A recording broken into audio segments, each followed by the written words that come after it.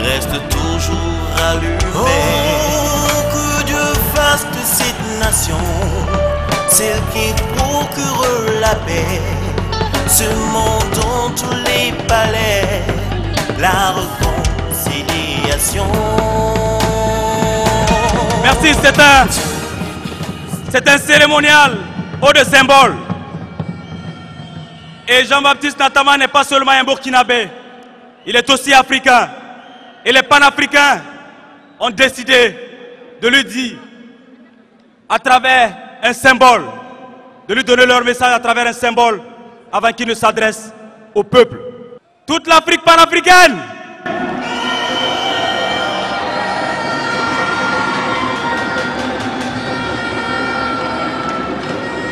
Président Jean-Baptiste Ntama, au nom de toute la jeunesse africaine,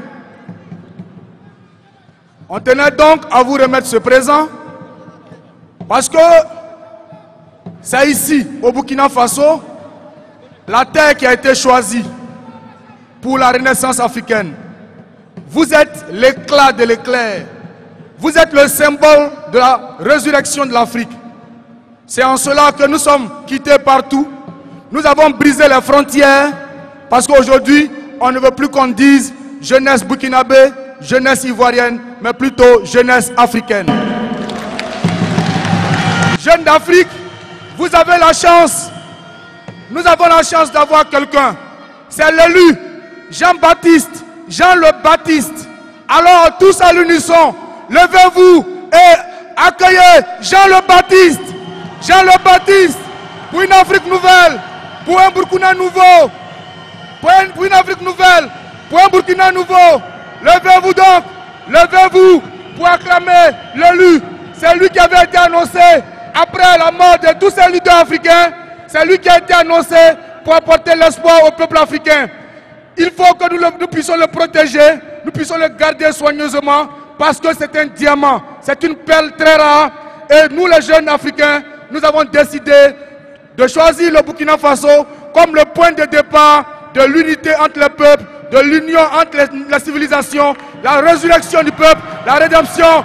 Vive Ntama, vive l'Afrique. Merci camarades, la lutte continue jusqu'à la victoire finale. Merci.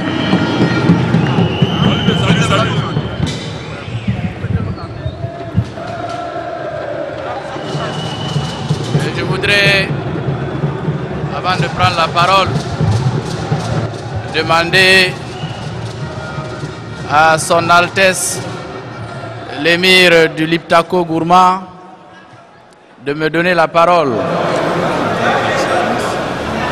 La première fois qu'on m'a demandé, les gens ont demandé si je vous connaissais. J'ai dit que j'étais en train de prêcher un congrès. Merci. Je voudrais dire à mes compatriotes ici présents, Niwongo,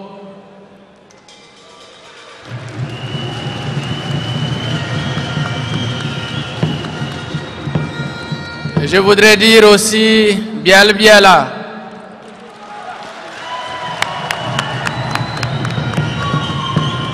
Je voudrais dire aussi dans les... Je voudrais dire aussi Fofo. Je voudrais dire aussi Audanse. Je voudrais dire aussi Akwaba.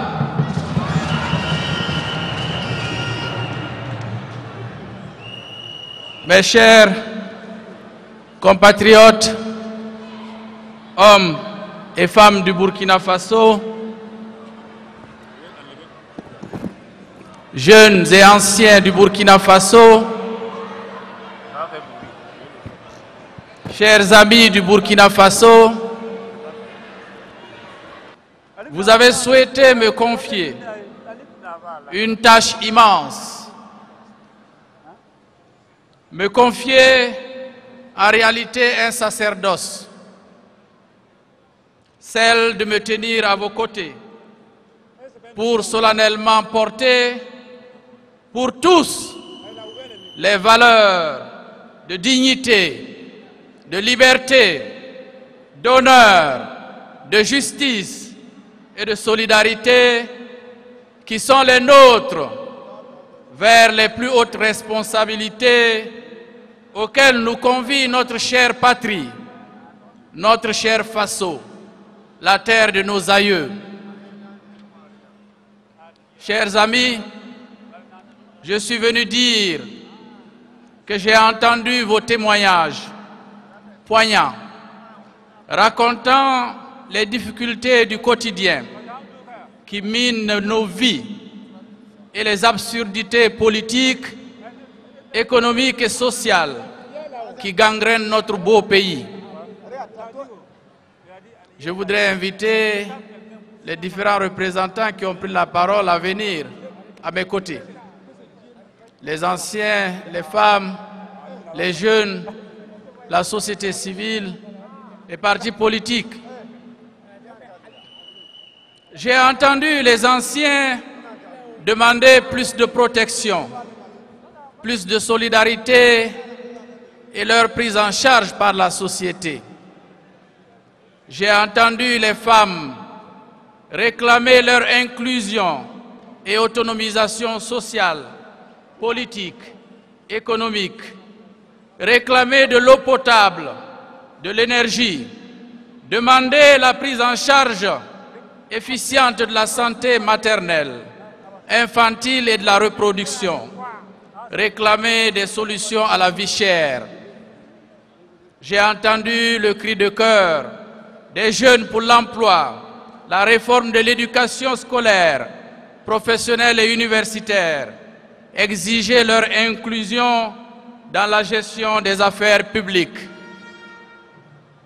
J'ai entendu l'appel des travailleurs intellectuels à la promotion de la méritocratie, à plus de justice, des ouvriers à l'amélioration de leurs conditions de travail, des paysans et éleveurs à plus de soutien de la part de l'État pour leur permettre l'augmentation de leur production, rendement et revenus. J'ai entendu les besoins d'organisation et de soutien du secteur informel. J'ai entendu la diaspora nous inviter à mettre fin à sa marginalisation. J'ai entendu le besoin de renforcement des capacités des forces de défense et de sécurité. Les artistes nous ont dit combien il était difficile de vivre de son art au Burkina Faso. J'ai entendu cela aussi. J'ai entendu les exigences d'une justice sociale, d'une justice équitable, les exigences de mettre fin à la corruption et aux crimes économiques. Les partis politiques ont demandé plus d'état de droit, plus de démocratie, plus de tolérance. Les organisations de la société civile ont lancé un appel pour plus de dialogue social, pour plus de participation. Devant ce constat, je ne peux rester impassible. Je ne peux me dérober à mon devoir. Je ne peux échapper à la responsabilité face à l'histoire et au destin de notre pays. J'ai entendu votre appel au changement. Merci pour l'honneur que vous me faites. À vous, je dis oui. Me voici.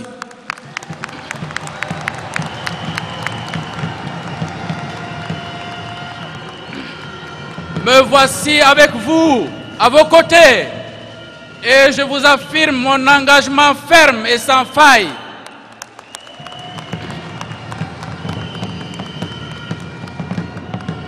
Pour être là, j'ai dû abandonner mes hautes fonctions au service de l'Afrique pour me mettre à la disposition de mon pays, pour me mettre à votre disposition.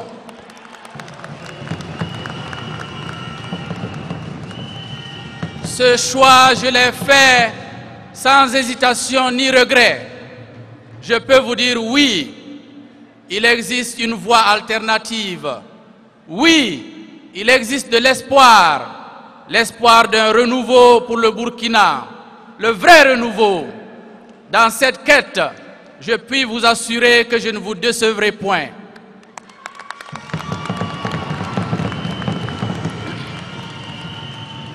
Chers amis, le contexte politique actuel annonce des batailles rudes.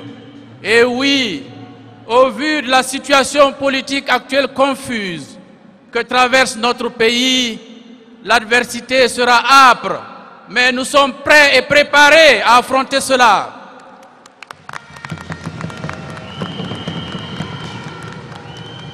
Et il est bien évident que notre candidature dérange. Notre candidature dérange parce qu'elle est neuve et qu'elle interroge, questionne, incite à la réflexion et elle jette dans la confusion tous ceux qui, des années durant, se sont complus dans une gestion clientéliste, rétrograde, prédatrice, portant atteinte aux intérêts de notre peuple et à sa dignité.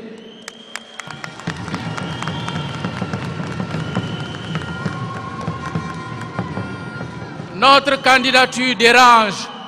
Elle dérange parce que nous sommes nombreux, 1 millier de 1000 aspirations légitimes qui voulons inaugurer une ère nouvelle, radieuse, de la marche de notre peuple vers l'horizon du bonheur collectif, comme le clame le Ditanier, notre hymne national.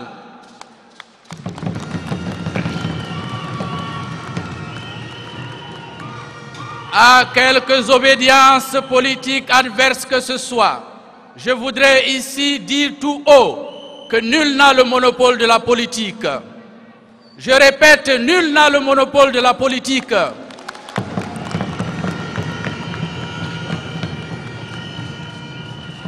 Que nos contempteurs, ceux qui ont œuvré contre l'intérêt des Burkinabés, ceux qui se sont montrés coupables de crimes politiques et économiques, comprennent que leur heure a sonné.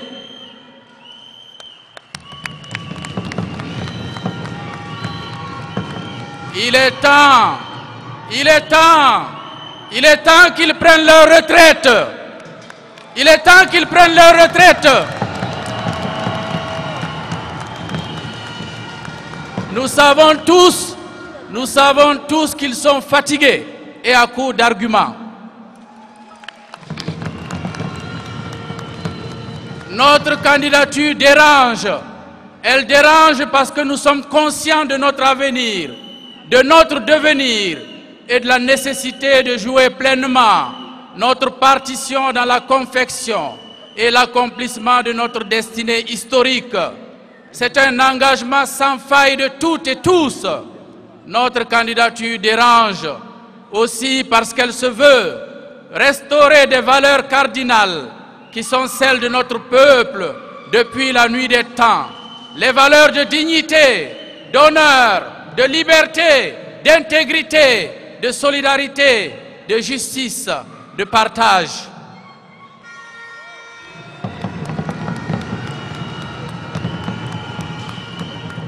Notre candidature dérange, mais nous n'avons pas peur. Nous n'avons pas peur, je dis. Nous n'avons pas peur.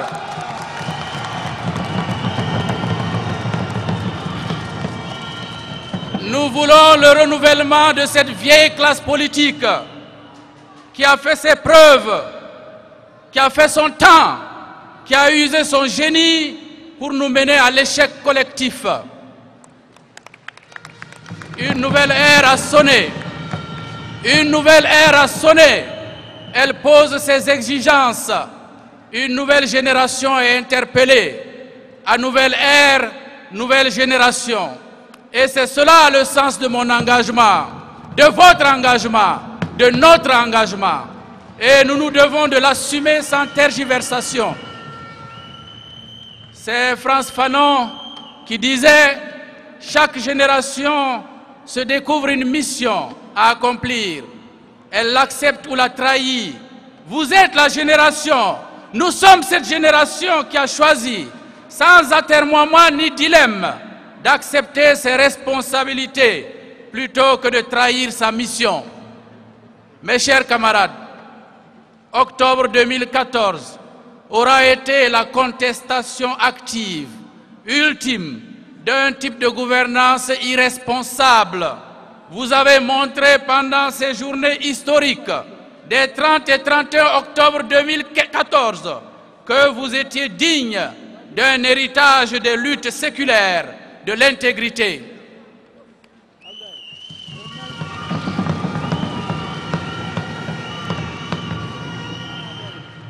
Les révoltes qui sont uniquement liées aux nécessités immédiates peuvent être éphémères. À l'inverse, celles qui naissent d'un idéal et se propagent par les idées sont inaliénables. Votre lutte, notre lutte, se situe dans le continuum de ces luttes populaires qui ont commencé dès le 3 janvier 1966 et dont les grands jalons ont été décembre 1975, mai 1979, octobre et novembre 1980, avril 1982, mai 1983, mais surtout le 4 août 1983, qui a vu l'avènement du Conseil national de la Révolution avec Thomas Sankara à sa tête. La chronologie de ces événements nous montre sans équivoque la capacité de résilience de notre peuple. Je salue tous les héros de ces jours-là qui ont vu notre peuple debout, poing levé pour scander sa colère. Je salue les martyrs qui, pour cela, ont versé le sang précieux qui coule dans les veines de notre pays pour mettre fin à la monoculture politique. Chers amis, tous ces mots-là qui ont gangréné notre vie sociale collective, je n'ai cessé de les dénoncer quand j'en ai eu l'occasion, par ma vie entièrement dédiée au service de mon peuple et de l'Afrique, par les ostracismes divers dont j'ai été victime après le 15 octobre 1987 dans les médias au cours des différentes missions que j'ai eu l'honneur de mener. Durant toutes ces années, je n'ai jamais cessé de chérir mon pays, de souffrir avec mon peuple, de souffrir avec vous, car les souffrances de ce peuple sont les miennes. C'est pourquoi aujourd'hui, devant vous, je propose à tous les Burkinabés du pays des hommes intègres un véritable changement. Un changement au service d'une renaissance et d'un développement collectif. Telle est ma vision. Peuple du Burkina Faso, il s'agira d'emblée pour nous, dans le déploiement de cette vision, de la mise en œuvre harmonieuse d'une bonne gouvernance, en atténuant le coût politique et social, car, in fine, c'est la légitimité démocratique conférée aux gouvernants et la participation citoyenne qui fondent l'efficacité des politiques et stratégies de développement.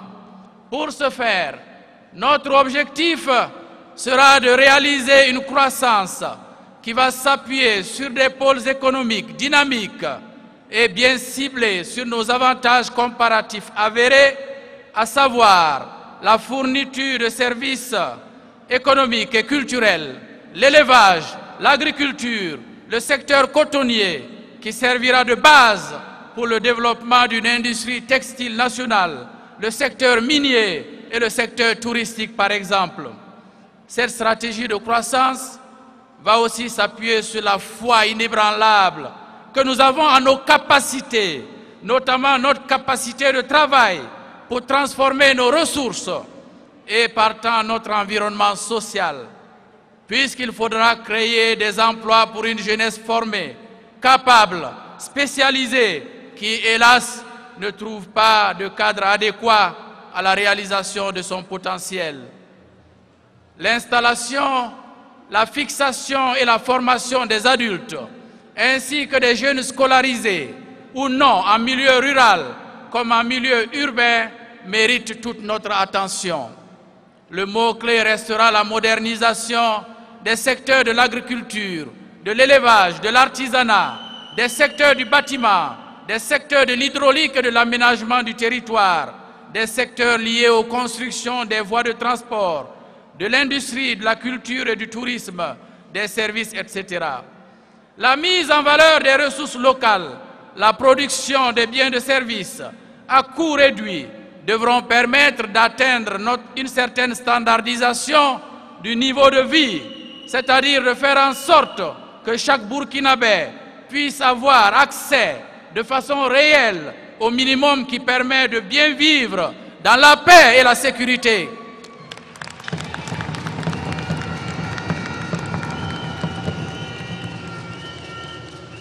Chers camarades, j'ai la conviction que nous pouvons avancer avec assurance et préparer l'avènement de cette société démocratique et prospère de demain. Ma certitude est que nous pouvons conjurer tous les périls et améliorer le bien-être de nos populations. Mais pour cela, nous devons être ensemble, tous ensemble, tous ensemble, tous ensemble. Ensemble, nous devons, à travers un nouveau contrat social, dont le dialogue social sera la clé de voûte, réussir à créer les conditions d'une stabilité politique et sociale dans les prochaines années, à préserver les grands équilibres économiques et sociaux, à résister aux chocs externes liés aux soubresauts et diverses turbulences d'une mondialisation incontrôlée et de haut risque. Ensemble, nous le pouvons et nous le devons.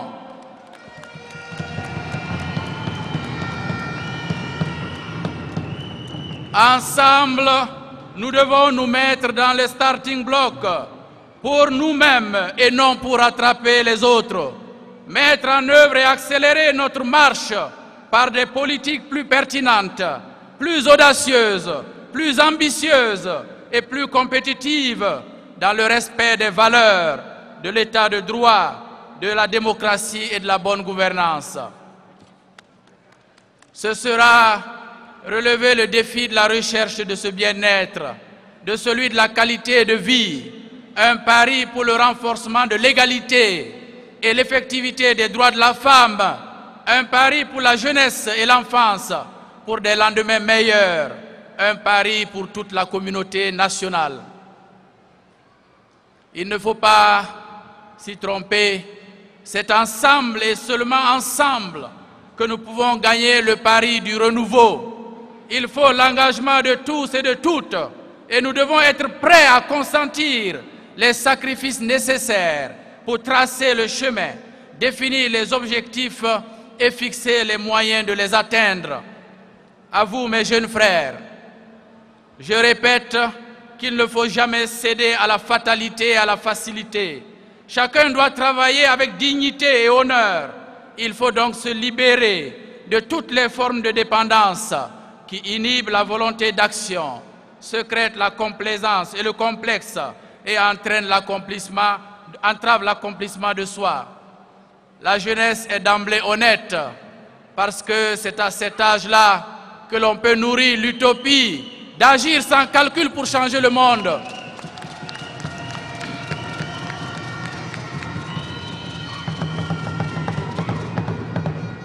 Mais je dis honnête entre guillemets, car c'est un a priori qui inclut le bénéfice du doute, puisque la jeunesse n'a en guise de propriété et de territoire à défendre que son avenir à forger, que son futur à oser inventer.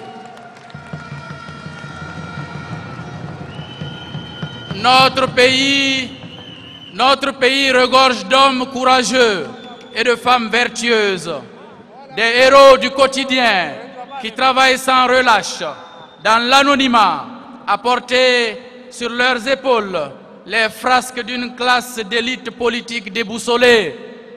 Il y a urgence à repenser les normes de développement en fonction des valeurs culturelles souhaitées et reconnues par la société en mutation.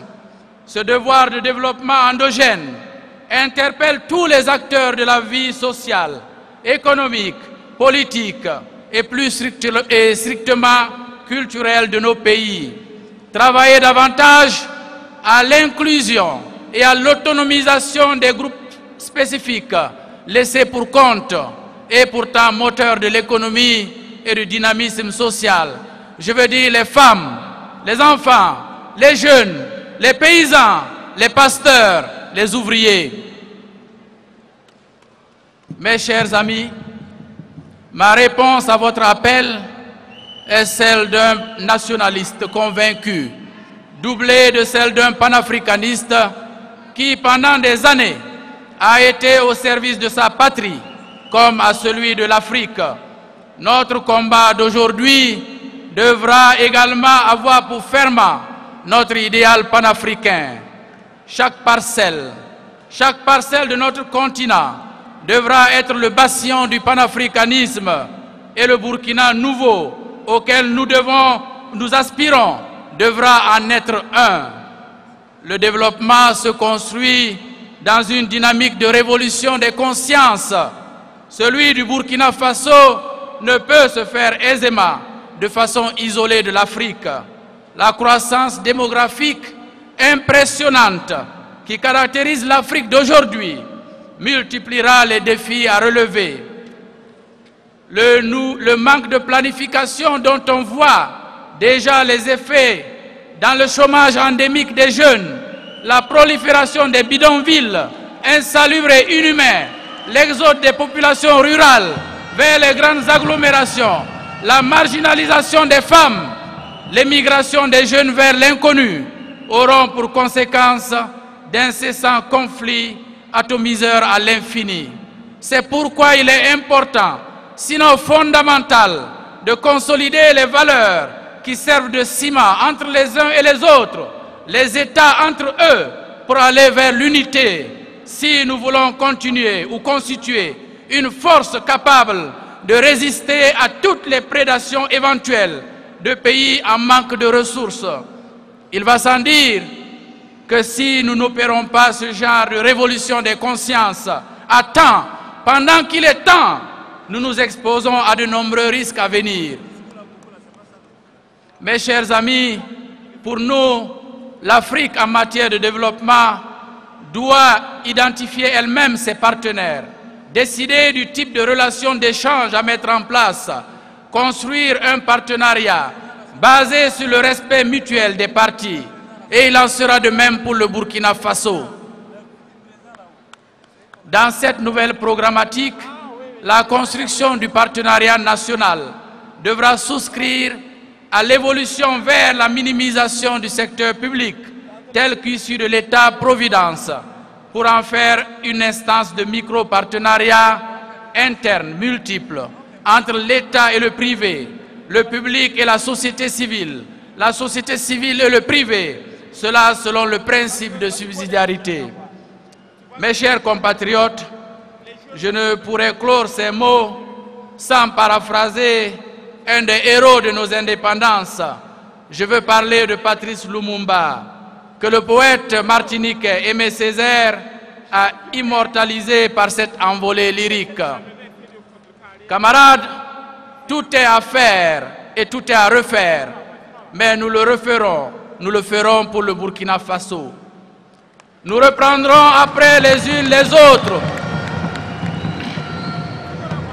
Nous reprendrons les unes après les autres toutes les lois. Nous reprendrons après les autres toutes les coutumes pour le Burkina Faso.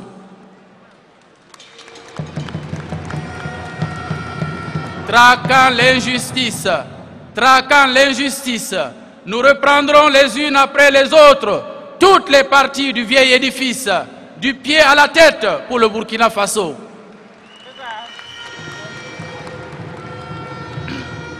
Tout ce qui est courbé sera redressé. Tout ce qui est dressé sera rehaussé pour le Burkina Faso. Je demande l'union de tous. Je demande le dévouement de tous. Je demande l'engagement de tous. Oui, camarades, avec vous tous, femmes, jeunes, hommes de toutes les générations, travailleurs manuels et intellectuels, agriculteurs, ouvriers, entrepreneurs, militaires, gendarmes, douaniers, agents des eaux et forêts, policiers, nous gagnerons le rendez-vous qui se profile pour bâtir le pays prospère de nos aspirations et de nos rêves, notre façon des hommes intègres. Ensemble, nous vaincrons. Je vous remercie.